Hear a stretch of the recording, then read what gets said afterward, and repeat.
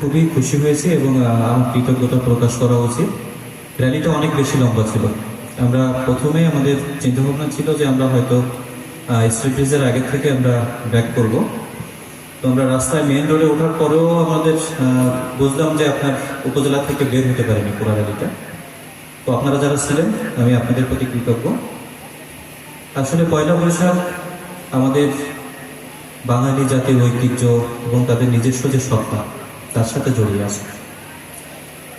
এটাকে কোনোভাবে আপনার এড়িয়ে যেয়ে আমাদের জাতিসত্তার প্রমাণ এবং ঐতিহ্যকে ধরে রাখা সম্ভব না। আপনারা আমাদের আয়োজনে, হয়তো আমাদের আয়োজনে অনেক সীমাবদ্ধতা ছিল, এই আয়োজনে আপনারা সাড়া দিয়েছেন, সবাই স্বতঃস্ফূর্তভাবে অংশগ্রহণ করেছেন।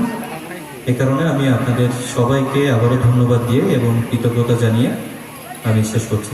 ধন্যবাদ সকলকে। আসসালামু আলাইকুম। শুভ নববর্ষ।